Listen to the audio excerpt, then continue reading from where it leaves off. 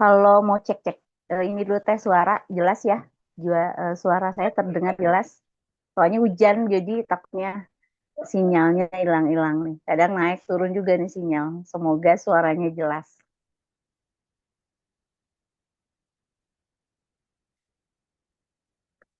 Oke, sudah pukul 19.40. Kita akan mulai caranya.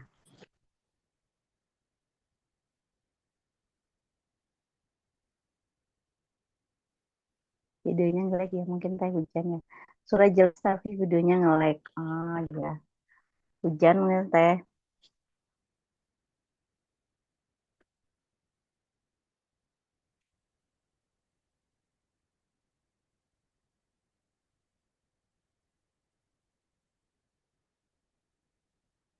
Nah, udah suaranya keluar.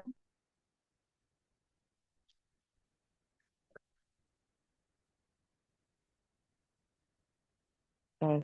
Assalamualaikum warahmatullahi wabarakatuh. Selamat datang di acara Osmosis, obrolan seputar metamorfosis di bulan April. Perkenalkan, saya Yani Mulyani yang akan menemani acara Osmosis hari ini selama 90 menit ke depan.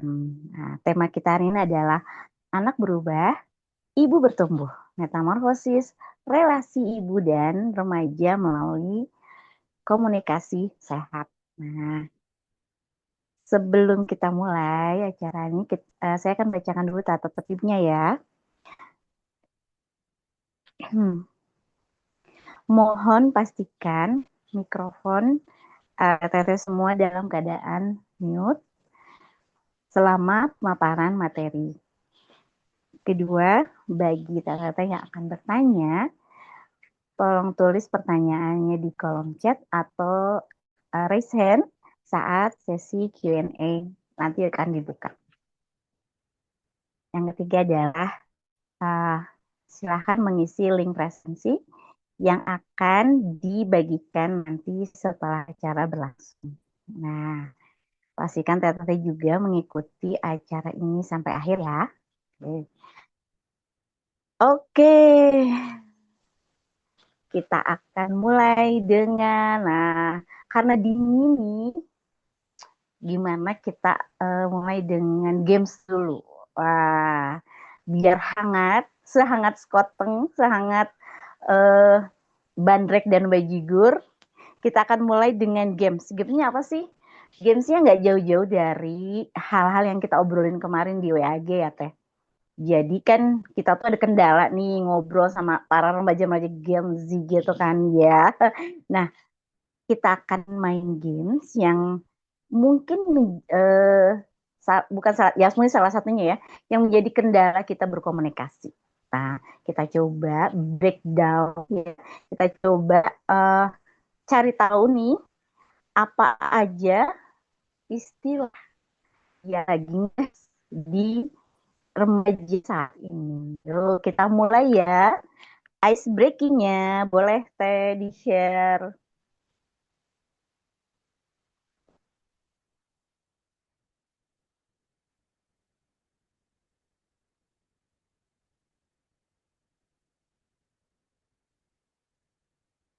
Udah bisa share screen belum teh?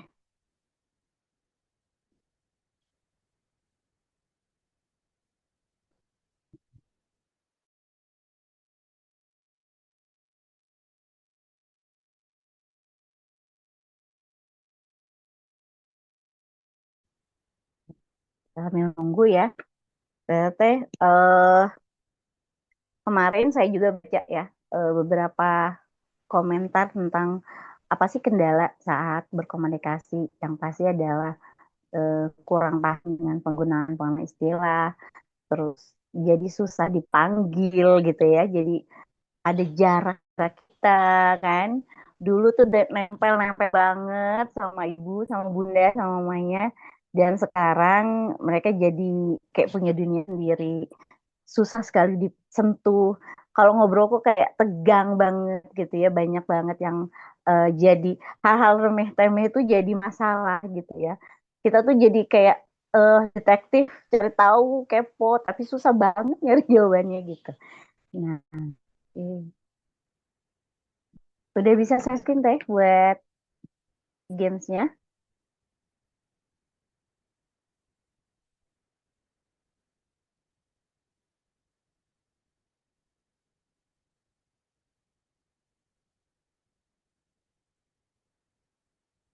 Suara saya masih kedengeran nggak? Apanya nggak lagi suaranya?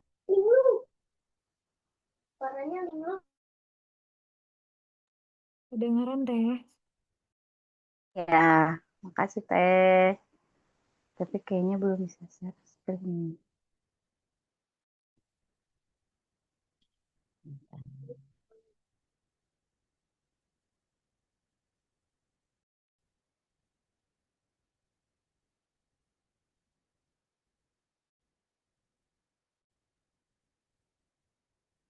Oke, siap. Siapkan jari-jarinya. Kalau mau langsung apa? Ngejawab boleh. Kita lihat. Ayo nyelek ya. Cuacanya mungkin ya karena agak-agak mendung nih. Bukan mendung lagi ya udah hujan ya maksudnya sinyalnya jadi dingin-dingin juga. Jadi malu-malu juga untuk eh, naik nih. Oke, siap. Oke, ini adalah game tebak kata.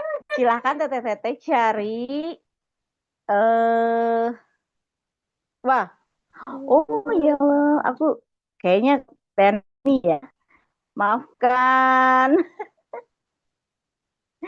Maafkan berarti tadi yang ngelek nih kayaknya nih. Oke, oke, maafkan saya ngelek ya di sini. Wah, wah, wah, wah, wah, wah, wah. Oke, oke, oke.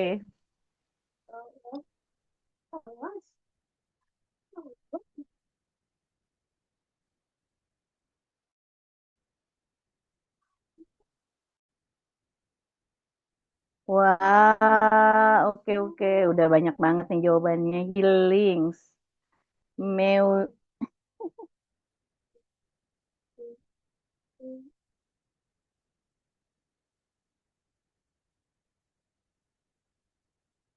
Kena, wah, wah, wah, Mewing, mager, healing. Nah, ih, udah keren-keren banget nih.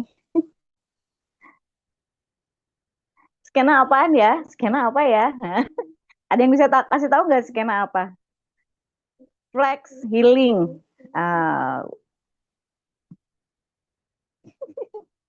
worry, aduh, ghosting ya.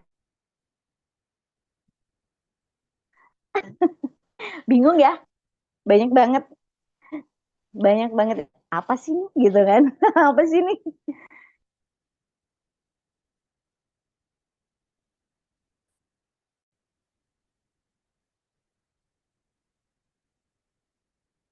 Ba- Sebenarnya ya ada yang bahasa Inggris, ada yang bahasa Indonesia. Emang kebanyakan anak sekarang kan ngobrolnya pakai bahasa Inggris ya nggak sih? Flexing, ghosting, ya kan? Mewing, terus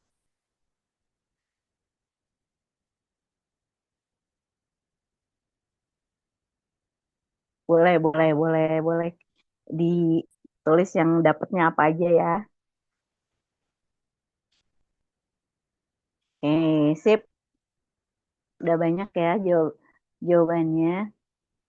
Yang belum dapat jawabannya, nah kebayang nggak sih ketika ngobrol sama anaknya aja ya, apa sih nih ngobrolinnya ya? Ngomongin apa sih nih gitu kan?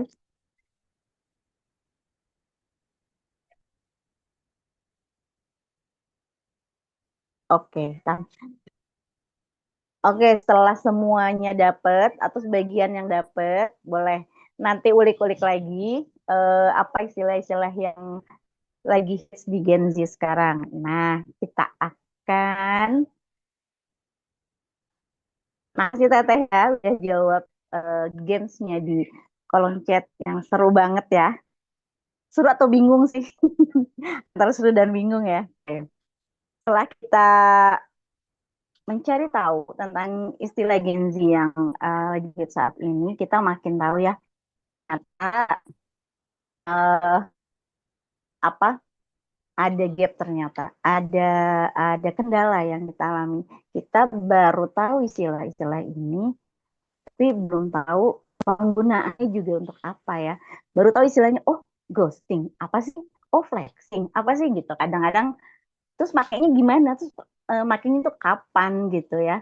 Terus kayak anak saya juga kadang-kadang suka bilang, eh kalau lagi apa ya, kita kan dulu bilangnya jangan banyak-banyak gitu ya. Dia bilangnya bu jangan barbar bu barbar. Jadi dia apa namanya? Jadi pakai-pakai istilah yang ini kadang saya suka. Terus makainya kapan gitu ya. Terus ininya gimana gitu cara penggunaannya. Nah, oke itu adalah salah satu kendala yang kita hadapi saat berkomunikasi dengan para remaja. Oke, kita akan beralih ke sesi selanjutnya. Oke, kita akan beralih ke sesinya yaitu pengenalan narasumber. Nah, sudah ada Bu Wiwi yang sudah menanti di sini. Sudah masuk ya, Bu. Saya akan kenalkan dulu narasumber. Bila sudah share teh CV-nya. Oke.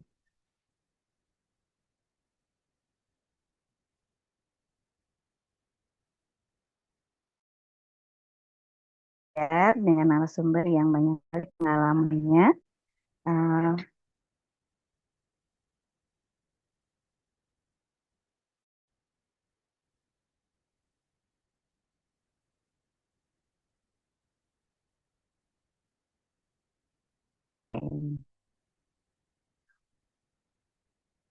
saya maaf, saya nge-lag ya teh.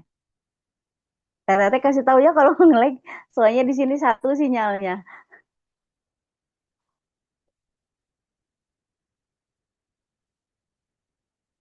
Oke, setelah kita belajar tentang istilah-istilah main games dengan istilah yang lagi hits di anak Gen Z sekarang ini, tentunya kita akan belajar dengan narasumber yang sangat berpengalaman dalam bidang komunikasi yang sehat dengan remaja. Nah, sebelumnya saya akan bacakan dulu CV dari narasumber.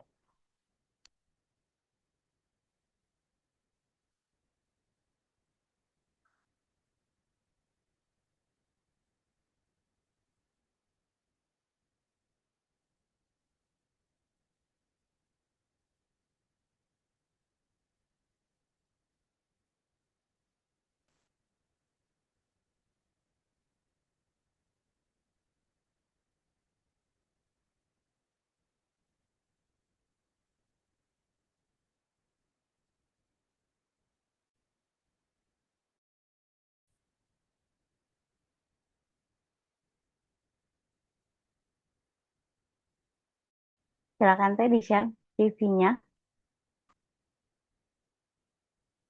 Udah muncul belum Teh Yan?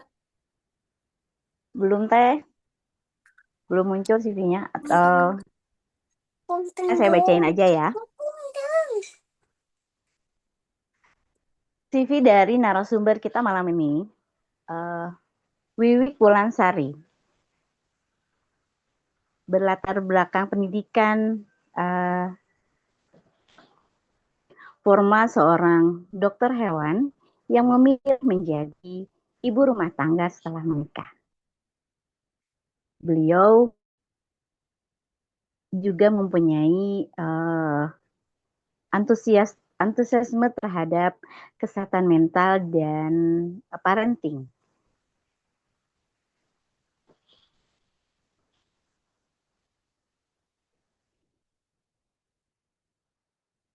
Bu Buwik ini mempunyai pengalaman kerja uh, di beberapa klinik dokter hewan. Namun, beliau mengikuti begitu banyak workshop dan training bersama para ahli seperti dengan Ibu Septi, Pak Dodik, dengan Asep Hairul Gani. Nah, pasti udah pada kenal ya dengan Pak Asep Hairul Gani ini.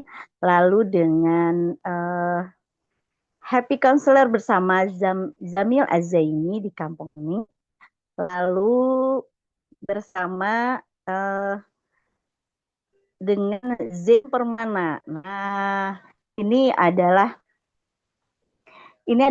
para ahli yang sangat kompeten di mana dan Bu Buik ini belajar dengan para ahli tersebut. Makanya Bu Buik ini istilahnya kalau ransel itu penuh banget ya. Penuh banget. Banyak sekali pengalaman, ilmu serta pengetahuan yang akan akan di-sharing oleh beliau malam ini. Tanpa berlama-lama, kita akan panggilkan Bu Wiwik Wulansari. Silahkan. Assalamualaikum, Pak Yani. Waalaikumsalam warahmatullahi Suara wabarakatuh. aku Bu. cukup jelas nggak? Ya, jelas sekali Bu. Apa Alhamdulillah. kabarnya Bu? Alhamdulillah, baik. Baik ya, Alhamdulillah. Ini aja Gimana rasanya gak luka di sini. kembali? Oh gitu, Alhamdulillah. Ya, Gimana rasanya kembali ke ibu profesional Bandung nih? Udah lama seneng banget ya. banget. Iya, Seneng banget, kangen sama. Alhamdulillah. Tapi kalau teman-teman IP mah udah pasti pembelajar sejati semua ya. Jadi ya kita Masya ikut Allah. pelatihan macam-macam tuh kayak apa sih kayak standarnya ibu-ibu IP kan emang kayak gitu ya. Seneng belajar. Ya Allah, luar Semua biasa. belajar ya. Eh, Semua eh, guru, semua murid ya Bubu ya. Jadi kita semua saling belajar. Hari ini kita akan belajar sama Bubu mengenai bagaimana ketika anak berubah, ibu bertumbuh. Eh, jadi kita mau tahu gimana sih cara membangun komunikasi yang sehat bersama para remaja ini. Saya akan persilakan Bubu, silakan saya persilakan. Mangga. Oke. Sebelumnya Bu, maaf, materinya mau Bubu sendiri yang share Oh atau iya, dari tim yang share? dari aku aja teh. Oke, baik. Mangga, terima kasih. Silakan Bubu. Oke, Bismillahirrahmanirrahim. Assalamualaikum warahmatullahi wabarakatuh. Selamat malam teman-teman semua. Senang banget ketemu sama teman-teman IP lagi. Cuma ini nama-namanya banyak yang ini ya, banyak yang eh, belum kenalan lagi gini nih. Nah, kecuali ini nih. Ada Mama Wening ya, udah pastilah itu kenal banget ya. Atau ada juga yang nama-namanya familiar tapi kayak apa? Pernah ketemu nggak ya? Pernah ketemu nggak ya? Ini kayak ada Teh Ari, apakah Teh Mirza gitu kan? Terus Teh Eka Abdi nama-namanya familiar ya. Ini Teh Ainun Jaria, kayaknya bukan orang Bandung tapi namanya familiar gitu ya. Teh Karima udah jelas itu ya dan lain-lainnya. Salam kenal ya semuanya. Mohon maaf nggak usah disebut satu-satu. Terima kasih udah apa ngajak reunian pulang kampung ke IP tempat di mana aku pertama kali belajar jadi ibu. Ke tempat di mana dulu ngerasa jadi ibu rumah tangga gini banget sih gitu tuh kak aku tuh kayak Yusuf apa gimana dan belajar sama ibu tuh luar biasa ya apa eh ternyata di balik daster kita itu ada apa ya di balik daster kita sehari-hari itu ternyata kita sedang mendidik sebuah generasi peradaban gitu ya generasi peradaban yang eh, ketika kita berubah ketika kita mendidik satu anak perempuan aja itu bisa akan mengubah generasi selanjutnya gitu ya, dengan mendidik Masya Allah luar biasa ya. Uh, jadi semangat ya kalau sama teman-teman IP. Teman-teman saya izin share screen. Em, Malam hari ini kita eh, ini saya dikasih temanya belajar mendengarkan di masa perubahan. Ini aku sharing di sini ya bukan berarti aku tuh yang udah paling bisa banget gitu ya, paling belajar apa berkomunikasi dengan baik sama anak em, justru sampai sekarang pun yang namanya proses belajar tuh seumur hidup ya kadang ada salahnya, kadang benar, nanti salah lagi dan itu sih yang namanya proses hidup ya. Kita belajar kita nggak tahu eh terus kita bener nanti salah lagi kayak ya udah nggak apa-apa gitu ya emang demikian prosesnya dan dan ini kebetulan banget aku tuh juga lagi pengen membaca ulang materi-materi tentang komunikasi anak remaja tentang tentang mendengarkan ini ya. Dan pernah juga ngalamin masa-masa sulit komunikasi sama anak pas udah jelang remaja yang kaget sekaget-kagetnya kok ini kayak bukan anak yang aku kenal gitu ya. Tadi Teh Yani udah ngasih ini ya, ngasih apa rangkuman nih. Nah, tentang tantangan yang dirasakan bunda-bunda nih. Atau kalau yang anaknya belum remaja, boleh di-share. Tadi aku nyatet dikit katanya kayak kok ngobrol remeh-temeh aja jadi ribet gitu ya. Terus tegang, nggak ada waktu gitu ya teman-teman ya. Boleh nggak ditulisin lagi di kolom chat? Lagi punya tantangan apa sih komunikasi sama anak? Oh sama aku izin nanti kalau misalnya tiba-tiba off sebentar ya. Eh, ada yang mau pick up paket. Boleh ada yang nulisin di kolom chat. Tantangannya apa? Walaupun dulu aku juga ngerasanya aku udah baca-baca nih. Waktu anak belum ini ya, apa? Belum puber gitu udah baca-baca. Oh nanti bakalan begini begini begini. Tapi pas ngarepin sendiri kok duar gitu ternyata rasanya. Beda pendapat. Oke. Memahami perasaannya yang labil. Oke.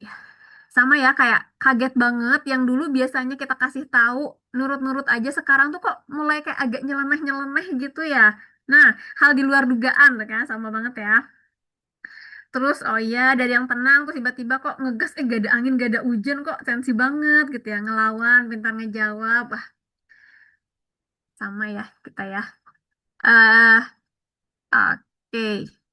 Susah dinasehatin punya pendapat sendiri. Ya padahal pendapatnya tuh kata-kata kita kayak ya ampun itu tuh wrong choice gitu loh gitu ya. Ibu ini udah tahu gitu udah pernah ngalamin. Oke, oke. Kadang manis kadang asam baik ramai rasanya. Ini ya. Oke. Oh ada juga yang kayak terlalu diem banget ini ya nggak apa-apa ya jadi kok kayak kok ngomongnya sedikit gitu ya Mbak Dani ya. Oke. Nah, ini dulu anak-anak kita yang rasanya baik-baik aja, manis-manis aja gitu ya. Em, apa nurut-nurut aja gitu ya bisa saling ngertiin segala macam so sweet lah pokoknya ya apalagi mamanya udah belajar di IP kan gimana cara berkomunikasi gimana itu bunda sayang udah hatam lah semuanya ya tapi pas masa pubertas kok kayak kayak bubar lagi.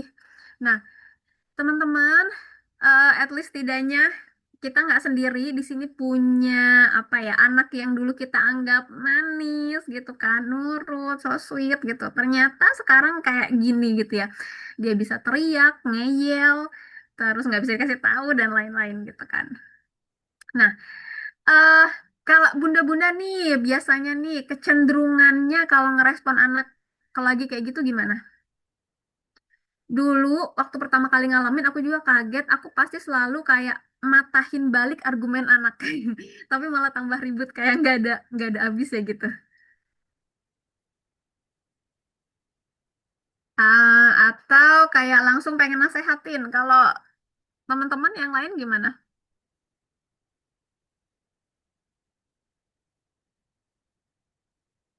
Udah pergi aja deh gitu ya Mbak Diah ya. Oke, langsung baper Mbak ya, Mbak Ayu. Oke, ini tiga anak, tiga karakter Mbak Kurniawan. Ya, kalau lagi capek, sering ngambek ya, sering jadi singa juga. Didengerin sih, walaupun endingnya ribut. Ya, gemes banget soalnya ya. Tergantung mood. Iya, bener, bener. Kadang-kadang juga, aduh, kadang bisa sabar, tapi kadang juga bisa ngegas gitu ya. Oke.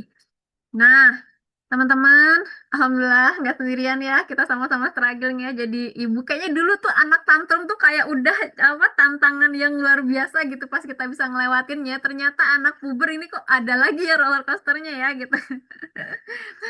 Oke. Ini nah teman-teman gitu ya anak kita ini kan semakin dewasa gitu ya.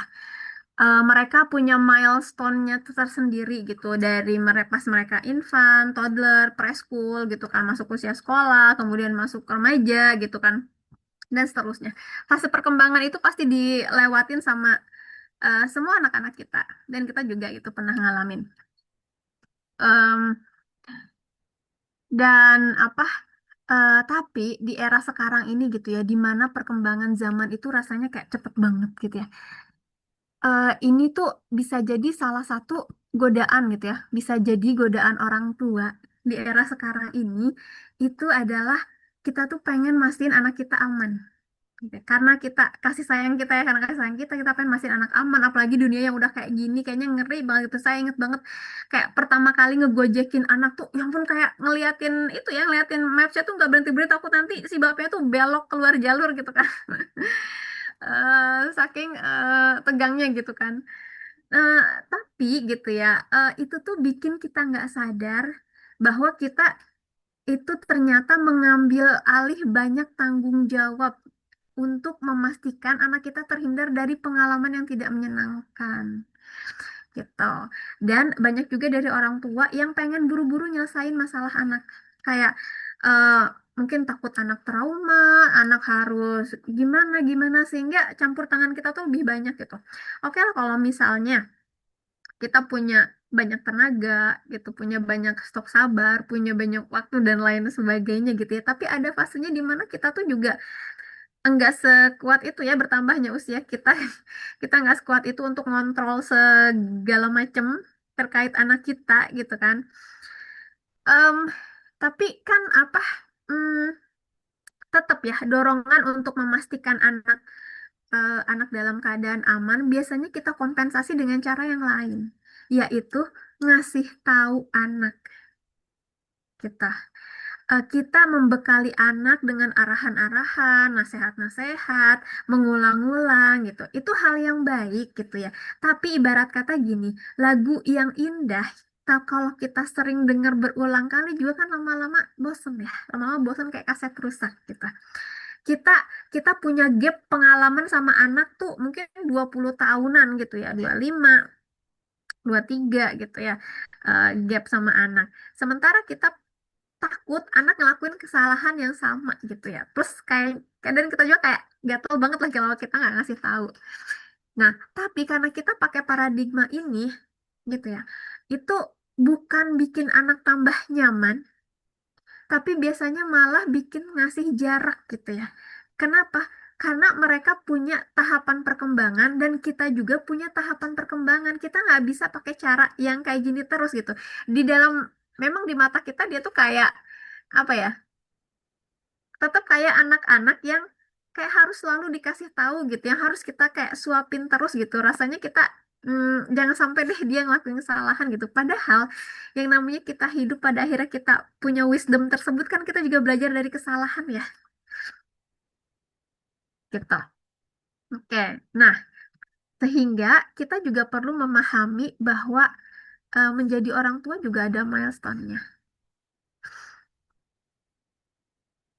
Nah ini ya, cari pointer. Nah, dari mulai apa? Dari mulai awal kehamilan, terus bayi dan seterusnya hingga sekarang ini di fase apa? Di fase remaja. Ya. Di fase remaja kita ternyata perlu yang namanya mulai belajar untuk percaya gitu ya. Kita perlu mulai mencari bentuk hubungan baru agar anak-anak kita mendapat kesempatan lebih banyak dalam mengambil keputusan dan kekuasaan, eh, meskipun itu salah gitu. Pasti kita punya ada batas-batasnya juga ya, bukan berarti kayak ya udah diantep aja biar tahu rasa atau gimana ngerasain sendiri, nggak gitu juga gitu. Yang namanya orang tua tuh kan tuturi handayani gitu ya. Tetap kita tuh di depan dia, di belakang gitu kan, di samping. Tapi ada sesuai porsinya, bukan selalu mengatur, bukan selalu mengarahkan gitu. Karena dia juga apa, eh, punya tahapan perkembangannya sendiri gitu. Untuk mulai percaya gitu ya, mulai percaya sama dirinya sendiri bahwa dia, hmm, apa dia ngerasa aman, dia diberi kepercayaan tersebut dan dia ngerasa mulai punya kendali gitu, punya kendali atas hidupnya, tapi masih dengan arahan kita. Tapi kalau kita terlalu ikut campur, itu yang malah nggak baik gitu. Karena yang terjadi pada otak mereka itu juga hal yang apa ya, Mas? Kadang aku ngerasanya gini, apa ya? Yang salah satu hal yang berat kita jadi orang tua milenial tuh gini ya. Kita tuh memberikan ke anak kita hal yang kita nggak dapat dulu. Dan itu memang jujur li agak berat gitu ya. Berat dan perih juga gitu. Karena aku nggak kalau misalnya mau pakai empati-empatian gitu ya. Zaman kita dulu kita juga punyalah ya berandalan berandalan berandalan misalnya kayak pengen berontak berontak gitu. Tapi kita tuh tetap nurut ya, kita tetap anak yang baik ya, tapi kita ngepres ngepres banget segala emosi dan perasaan kita juga ngejaga jarak kan ya sama orang tua gitu. Aku sih terutama ya. eh, aku juga ngejaga jarak itu sama orang tua karena emang nggak nyaman gitu. Karena emang nggak nyaman dan yang ditampilkan ekspresinya adalah patuh. Patuh tapi sebenarnya nggak deket gitu ya, nggak akrab.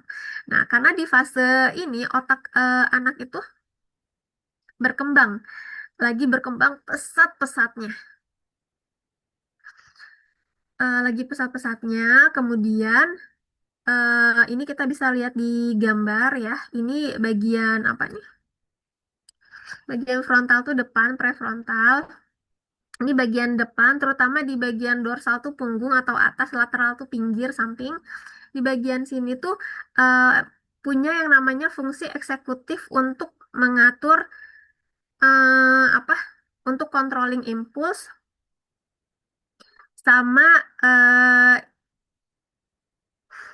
apa buat ini ya long term konsekuensi gitu ya dalam jangka panjang gitu dan ini belum matang ini dari kecil ini belum matang banget ini juga belum matang nah pas remaja ini peralihan umur 20 tahunan baru lebih mature lagi gitu soalnya ada yang bilang katanya baru mature banget sih 40-an gitu katanya walau alam apa yang terjadi di bagian otak ini tapi yang pasti di usia remaja ini lagi masa peralihan untuk dia lagi mature. Di sini ada yang namanya proses pruning.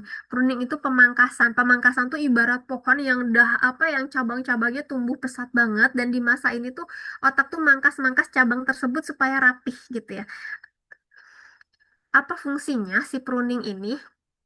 Nah, si memangkas gitu ya, otak tuh nanti bakalan milih mana yang mau dipertahankan, mana yang mau dilepas gitu. Sehingga di fase ini kadang kelihatannya nggak konsisten, kadang hari ini dewasa, besok impulsif, mudah berubah-ubah, dia juga sedang nyari jati diri, emosinya naik turun banget. Intinya memang kadang agak nggak jelas gitu ya. Tapi di sini tuh apa hal yang penting banget fase yang cukup penting karena gitu ya. Karena ketika otak bakalan milih mana yang mau dipertahankan, ini dari secara relationship ya kita sama anak. Kalau misalnya di fase ini kita sering marahan, nggak asik gitu, itu malah bikin jalur stres makin kuat dan mungkin itu yang akan dipertahankan gitu ya kan itu kita juga nggak mau ya anak mempertahankan ini tapi kalau misalnya dia sering didengar gitu kan diberi ruang aman gitu kan, dipercaya, itu akan membentuk jalur aman dan juga percaya diri gitu.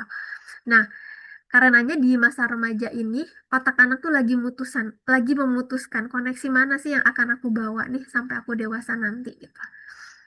Oke, ini fase yang sangat penting, tapi ngejalaninnya kok gini banget gitu ya. Nano-nano banget.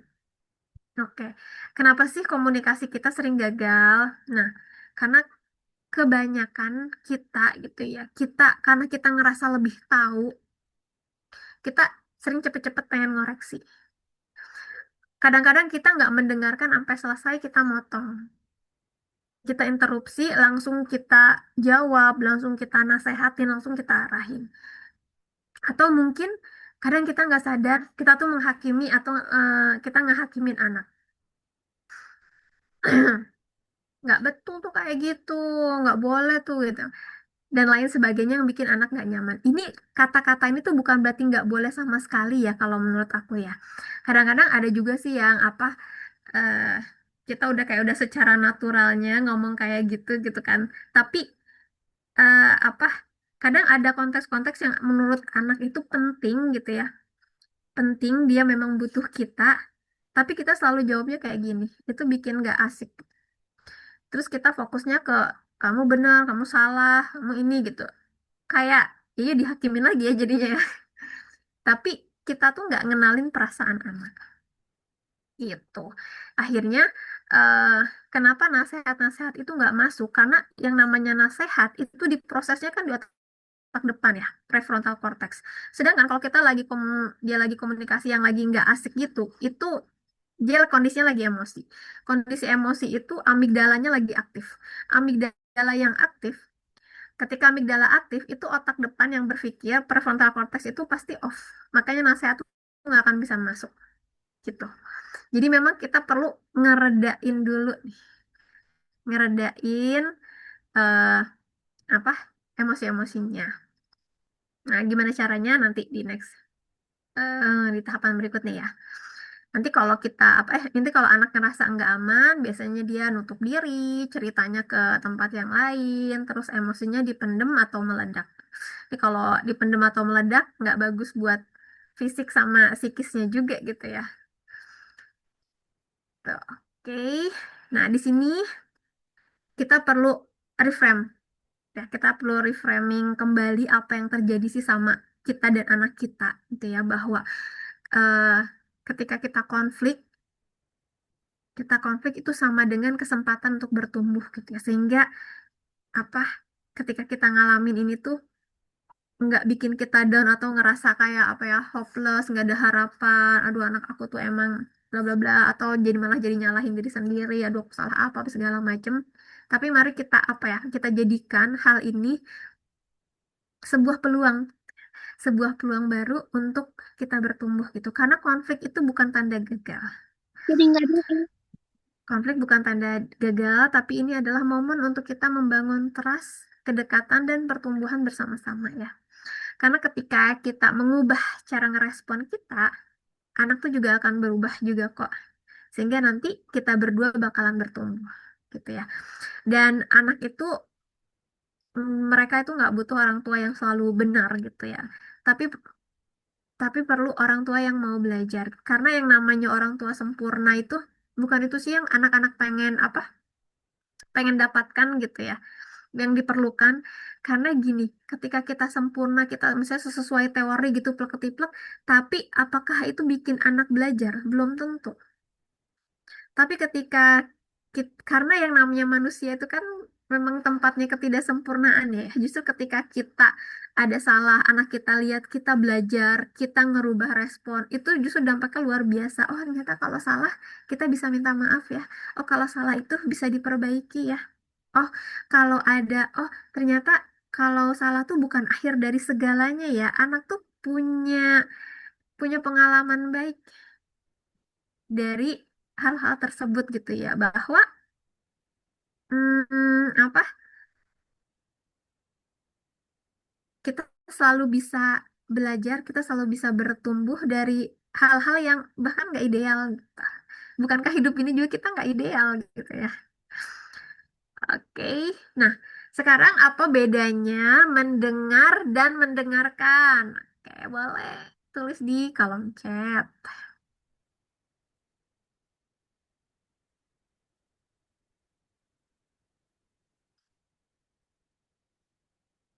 Mendengar suara, Teh Ainun. Teh Ane pakai akhiran kan? Ah ya, Mama Wen, hearing sama listening ya benar. Mendengarkan itu menyimak pesannya, kata Mbak Ainun. Kalau mendengar nih, kita gini tukang bakso lewat gitu, kita di orang ngomong bla bla bla, kita cukup ngedenger aja. Tapi kalau mendengarkan itu lebih deep, nah, menyimak ini ya. Yang penting kedengeran, Mbak Karima. Iya, bener ya kalau mendengar. Kalau mendengarkan nyimak dengan seksama. Oke, jadi kita sepakat kalau mendengarkan itu lebih deep ya, nggak sekedar kalau ngedenger tuh ya denger aja gitu ya. Tapi kalau mendengarkan itu deep. Ini kalau ngambil filosofinya filosofi dari tulisan Mandarin. Wah, ini dalam nih, mendengar tidak sengaja. Kalau mendengarkan tuh memang berniat mendengar. Wah, luar biasa. Mbak, ya, Mbak Lena ya, mendengar nggak fokus, lebih fokus. Oke. Mendengarkan infra kita, oh indra maksudnya ya, ikut aktif kata Mbak Nunik. Oke, sip. Nah, teman-teman ini mengambil filosofi dari bahasa Mandarin. Ya, itu katanya ting, bener nggak ya pengucapannya? Mendengarkan. Nah, ini kanji, kanji ya bahasa ininya apa ya? Kan Roman. Tulisannya kayak gini, tulisannya kompleks banget dan ternyata kalau misalnya di apa ya? Digali gitu memang orang-orang yang pakai apa? Pakai roman yang kayak gini kan kadang suka apa ya? Misalnya kayak orang apa ya? Orang Korea gitu, huruf ada huruf-huruf Hanilnya yang pakai O memang karena pengucapannya juga O gitu ya jadi hurufnya tuh bentuknya disesuaikan gitu kan ya orang Jepang juga sama ada tuh yang mirip-mirip kayak gitu nah ini juga sama nih nah huruf ini ternyata nih yang sebelah sini ini tuh kan kayak apa kayak kuping ya ini kalau misalnya versi apa ya versi kaligrafinya gitu ya ini tulisannya kan nggak sekaku ini ya versi kaligrafi gitu yang bagusnya gitu ini kan bentuknya kayak telinga gini nih. Artinya, mendengarkan itu kita pakai telinga kita. Nah, ini yang huruf kedua ini nih. Ini ada yang bilang ini artinya king karena aku nggak tahu sama sekali ya. Ini baca dari referensi juga. Ini kayak ada yang bilang ini kayak otak gitu ya bergerigi. Ada juga yang bilang ini artinya king. Artinya apa? Ketika kita mendengar itu kita perlu pakai pikiran kita atau menganggap orang yang lagi berhadapan sama kita itu adalah seorang raja. Kebayang nggak sih kalau kita lagi ngomong sama raja itu kan berarti kita fokus ya.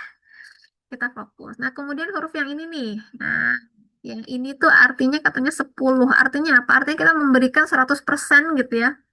Nah, 10 itu sempurna, memberikan 100% diri kita untuk hadir utuh penuh saat ini dan kini kepada orang yang kita dengerin gitu. Nah, kemudian yang ini bentuknya kayak mata gitu ya. Ini bulat di tengahnya.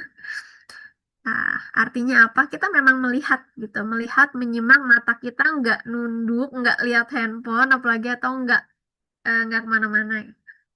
Kemudian yang garis ini, nah ini garis lurus angka 1 itu yang artinya fokus kita penuh kayak nggak terbagi dan yang ini kalau kalau ini di versi kaligrafinya ini kayak bentuk love gitu ya artinya kita juga mendengarkan dengan hati ternyata sekompleks itu ya mendengarkan gitu tadi ya kata Mbak Mbak Manik ya menggunakan seluruh indera kita iya bener banget menggunakan seluruh indera kita pikiran kita dan juga hati kita karena komunikasi itu bukan hanya kata-kata, tapi gimana cara kita hadir dan bagaimana cara kita menangkap pesan yang tidak disampaikan. Gitu. Nah, ini level mendengarkan kata Bapak William Ury itu yang penulis buku Getting to Yes ya salah satunya. Oke, level mendengarkan yang pertama itu ignoring. Itu kita tuh mengalihkan atau pengen cepat mengakhiri. Kemudian yang keduanya pretending ini pura-pura aja gitu ya. Kita hadir secara fisik tapi pikirannya ngelamun aja mikirin yang lain apa segala macam. Selective listening itu artinya kita ngedengerin yang kita cuma pengen mau denger aja gitu ya. Jadi kalau itu nggak seru kita tuh hilang lagi gitu ya. Pas bagian yang seru baru menyimak. Kalau attentif itu yang dia dia nyimak tapi dia fokusnya tuh untuk menjawab, untuk ngasih solusi atau untuk ngasih arahan balik gitu ya. Nah, yang kelima ini empathic listening. Empathic listening itu kita mendengarkan karena kita mau ikut merasakan, kita menangkap emosinya, kita memahami sudut pandangnya dan kita bertanya gitu, ya, bertanya untuk kesepahaman gitu ya. Untuk kesepahaman ataupun juga bertanya untuk memperjelas sesuatu untuk mengklarifikasi dan juga bertanya untuk membantu. Nah, untuk membantu anak menemukan gitu ya, menemukan apa ya? Menemukan sesuatu yang dia cari, yang dia butuhkan. Oke. Nah, jadi kalau misalnya kita rangkumin, apa sih empathic listening itu? Empathic listening itu kita bisa ingat FRA gitu ya. Kita feel, kita reflect, dan kita ask gitu ya. Feel artinya kita menangkap emosi, reflect artinya kita memahami sudut pandang, dan ask kita bertanya. Oke. Nah, karena empathic listening ini kita menemukan yang tidak disampaikan. Nah, tadi kan udah penuh ya indera kita, hati kita, pikiran kita. Ini kan kita udah on gitu ya. eh Biasanya kita bisa lebih mudah nangkep nih apa-apa yang lagi disampaikan sama anak gitu. Mungkin kalimat awalnya tuh kayak cuman aku nggak mau sekolah lagi, kan bingung ya. Kita pasti pengen cepet-cepet jawabnya tuh kenapa, ada apa di sekolah, ada guru, ada teman yang ini apa segala macam gitu ya. eh kita bisa pakai pendekatan yang berbeda. Gitu. Pendekatan yang berbeda itu kita ulang kembali kata-katanya ya. Ini jadi andalan aku banget mengulang kembali kata-katanya itu karena kalau lagi buntu ngerespon apa, minimal kita ulangin lagi kata-katanya gitu. Yang artinya kita tuh nyimak dia. Oh, jadi nggak mau sekolah lagi ya? Iya, soalnya, nah biasanya keluar tuh ketika kita beoin gitu ya istilahnya ya. Biasanya baru keluar kata-kata selanjutnya. Terus nunjukin kita mendengarkan itu adalah secara verbal kita apa ya, kata singkat tuh misalnya anak lagi cerita oh gitu ya, lagi panjang itu apa ya, untuk menunjukkan bahwa kita mendengarkan.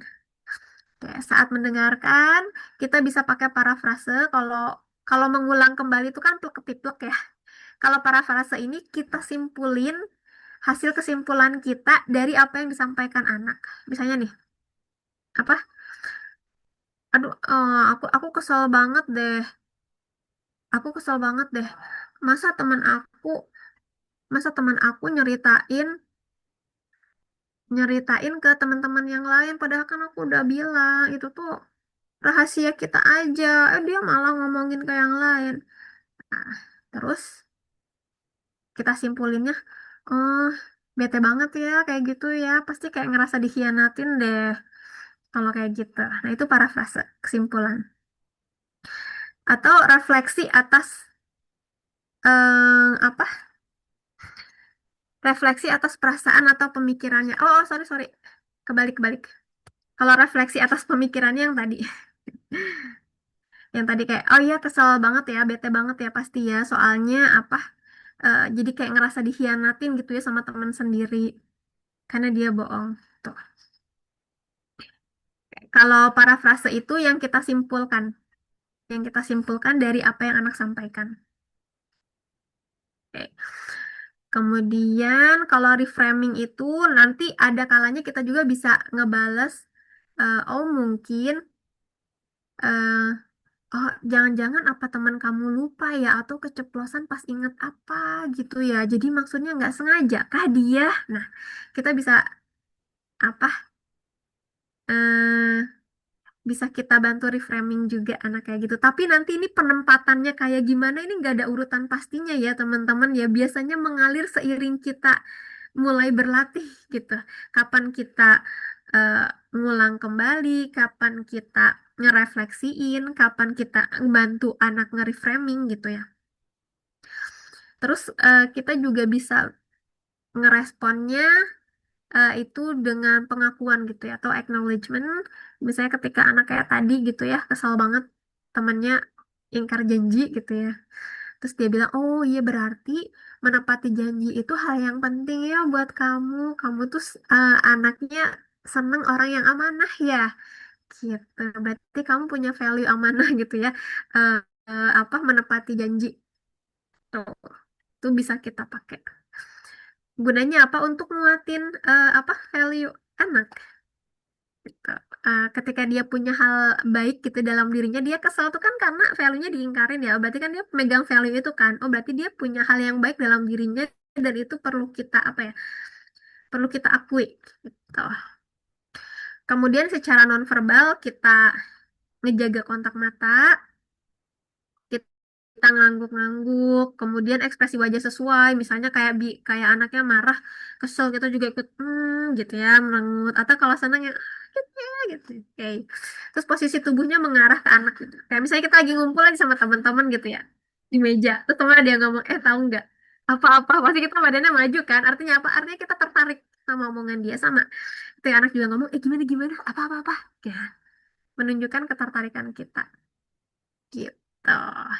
Ini walaupun teman-teman ya setelah praktekin ini si empathic listening yang ini, kadang-kadang tuh eh, belum happy ending, belum happy ending. Kayak misalnya dia masih kita belum nemuin solusi, dia masih kelihatan bete apa segala macam gitu. Karena tapi gini ya, tapi at least di situ anak ngerasa aman dan ngerasa nyaman dan dia bisa ngedatengin kita kapan aja. Ini kita nonton video ini bareng-bareng ya.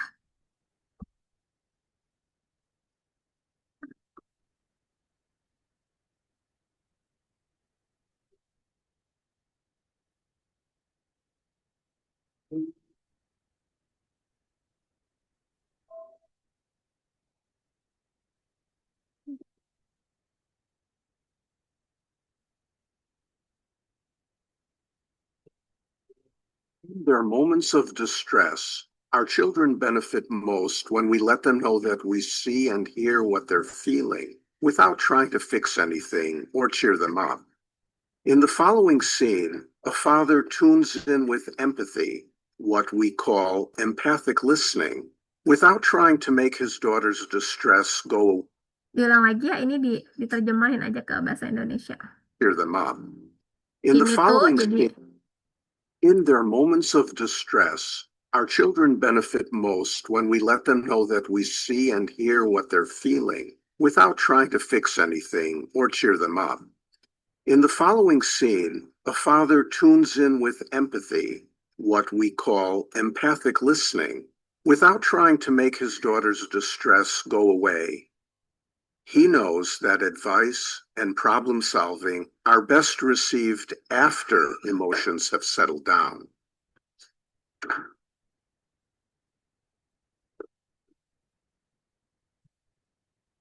The team really sucks. What happened? I didn't make the team. The coach says I'm not ready. That's bullshit. He doesn't know what he's talking about. I hate him. I hear how angry you are. I can hear it in your voice. You're angry at the coach, feeling let down by him, disappointed in him. I can understand that. Dad resists the urge to offer his daughter advice or try to cheer her up. He wisely knows it's more important to tune in through empathic listening to what she's feeling, specifically naming her anger and her disappointment. This is how the daughter feels seen and heard in her moment of distress, understood and supported by her father. I know I'm ready. I worked real hard this year and never missed practice. You did work hard. It's not right. It's a jerk. You did work hard. You're really disappointed and upset. Yeah, I'm really disappointed. I can see why you're so disappointed. I'm feeling badly this happened to you. The bond between this father and daughter is strengthened in this scene when he shows her that he can truly understand what she's feeling. It's an experience that reminds her that she can go to him in times of distress. And she learns through his example the value of offering empathy to the people in our lives.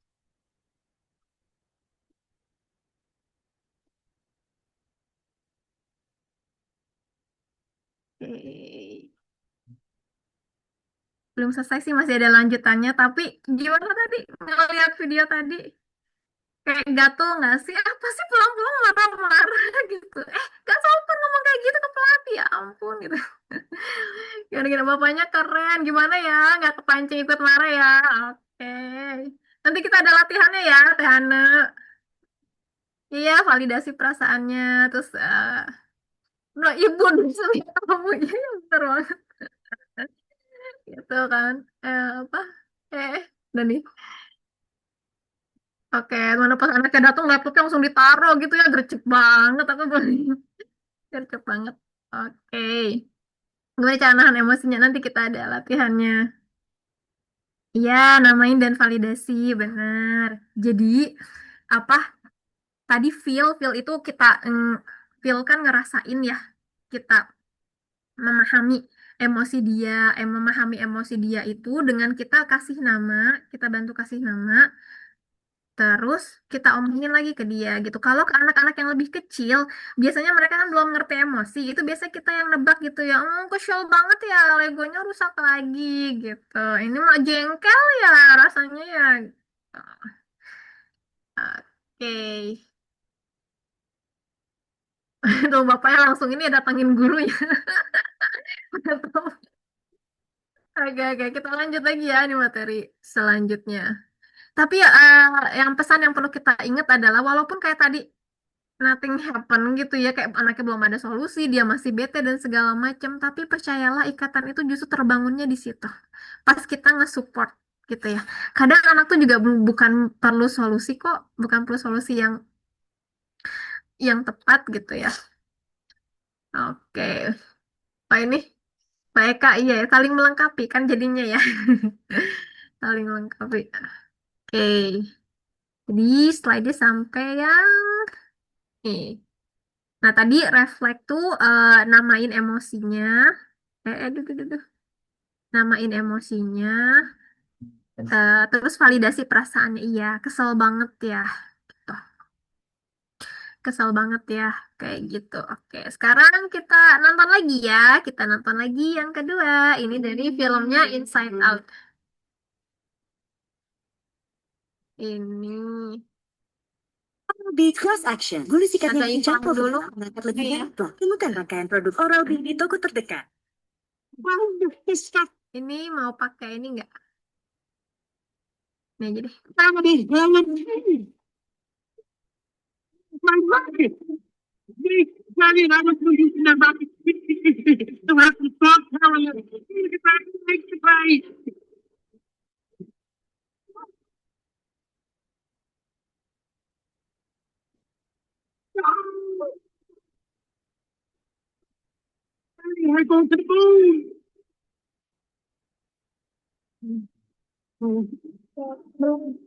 Really can't be done with me.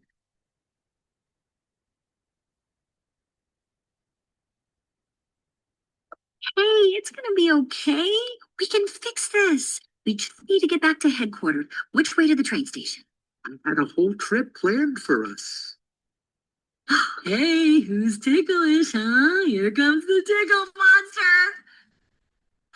Hey, Bing Bong, look at this.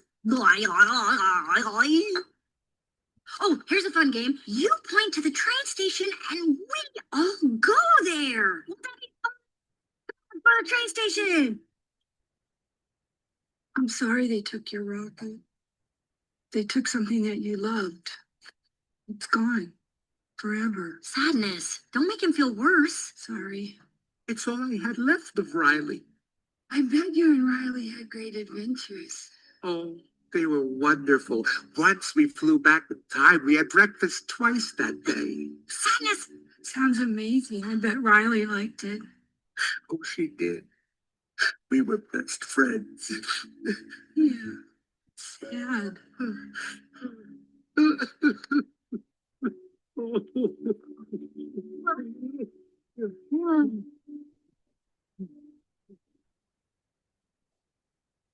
Okay, now. Come on. The train station is this way.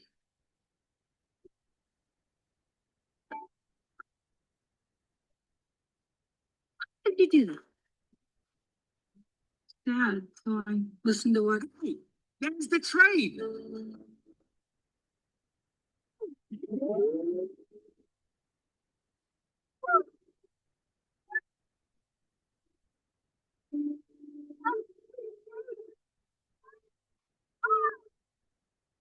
No. These facts and opinions look so similar.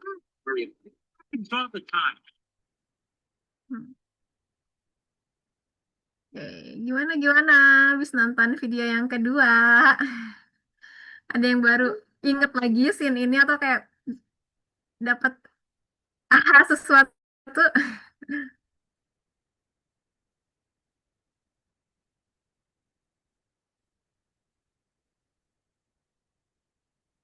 Tadi pas di awal pasti apa? Ya empati dan validasi lebih baik daripada berusaha ngehibur.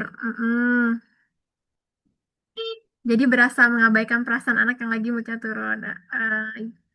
Si si Joy awal-awal tuh dia berusaha ngehibur, ya udah kita main ini apa segala macam gitu kan. Tapi sisa itu cuma nemenin dia ngevalidasi aja, ngevalidasi terus apa?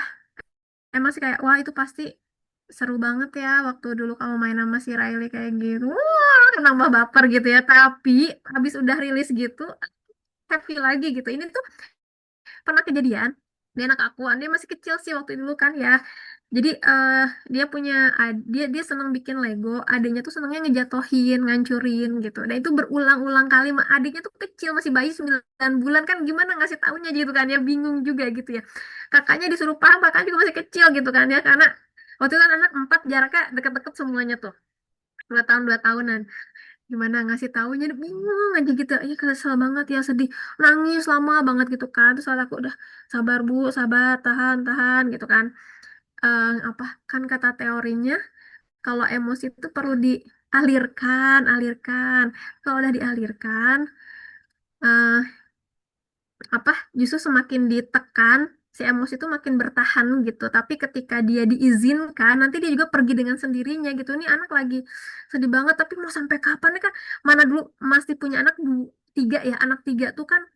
eh Akunya juga masih banyak belajar gitu kan ya, regulasi itu kayak apa, kayak dada tuh udah panas banget gitu, udah kayak udah pengen nyuruh diem lah pas buru-buru menghibur segala macem. eh tapi cobalah kita buktiin aja yuk teorinya itu anak nangis, tapi mau sampai kapan, mana ngedenger anak nangis tuh kan nggak kuat ya, nggak kuat ya, karena kalau banyak apa trauma gitu kan, ngedenger suara tangisan anak tuh kan nggak tahan. Terus akhirnya pas udah sekitar 20 menit itu nangisnya lama banget, mana melengking.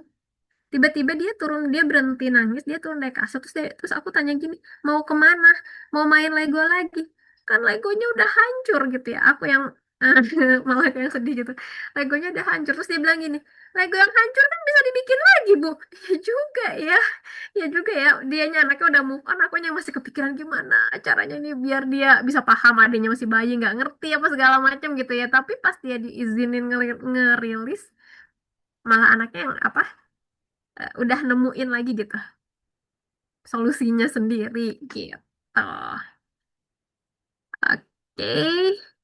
Nah, kemudian bertanya, sebenarnya ini menurut aku tuh ini justru part yang paling agak susah ya, bertanya. Bertanya itu karena menyusun pertanyaan yang tepat itu kayak nggak mudah deh. Kadang-kadang aku suka masih ngerasa ini benar nggak ya, kayak gini gitu kan. Eh, nah, bertanya itu selain untuk kita makin memahami gitu ya apa yang anak maksud, kita juga mengklarifikasi karena bisa jadi apa ya, pas lagi komunikasi itu kita membangun asumsi sendiri dalam pikiran yang kayak apa, eh kayaknya si anak aku begini deh tuh kan, dia tuh pasti maksudnya gini, gerak gitu ya. Kita udah mulai punya asumsi kayak gitu. Nah, itu perlu dihindari gitu ya. Kalaupun kita ada asumsi, klarifikasi dulu, tanyain dulu. Itu kan ya di apa? Di Bunda Sayang gitu ya, clear and clarify ya. Oke, ini kita praktekin juga karena kita benar nggak maksud dia itu. Kemudian kita perlu notice juga nih kata-kata yang sering diulang sama anak kita apa gitu, karena biasanya di situ tuh ada pesan tersembunyinya, ada pesan tersembunyi. Terus apa? Kemudian juga kita perhatiin intonasi sama ekspresi anak ketika dia nyebut kata tertentu. Nah, ini biasanya di bagian itu tuh yang dia tekenin gitu ya. Kata tersebut biasanya nih yang bisa kita jadiin apa? kalimat tanya selanjutnya ini kayaknya ada poin pentingnya tuh di sebelah sana gitu. Kemudian atau kalau anak-anak yang udah besar dia ngasih metafora tertentu atau ngasih analogi tertentu kita juga bisa tanyain dari situ. Karena dari pertanyaan itu kenapa sih teman-teman kita mesti nanya? Karena gini, nanya itu ya. Aku manggil siapa ya? Oke, Mbak. Aku panggil Teh Ana deh. Teh Ana pakai baju apa? Oh, Heeh, warna apa? baju hijau. Ah, pink. Hijau. Oh, baju hijau. Tadi sesaat sebelum jawab ngaca dulu nggak di laptop. Iya, lihat dulu.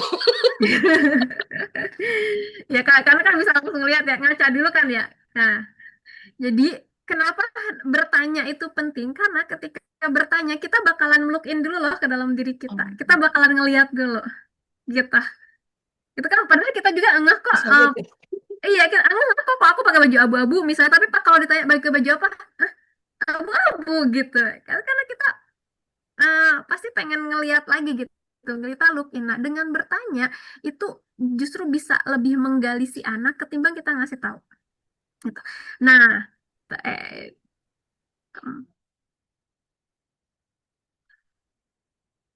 oke, dan sehingga si anak bisa nemuin insight-nya sendiri dari jawaban dia gitu. Ketika kita mengarahkan dengan pertanyaan. Jadi nanti ini ada pertanyaan bunda-bunda yang lain nih, kayak misalnya, tapi gimana ya biar anak paham gini-gini? Bisa nggak kita perbanyak pertanyaan?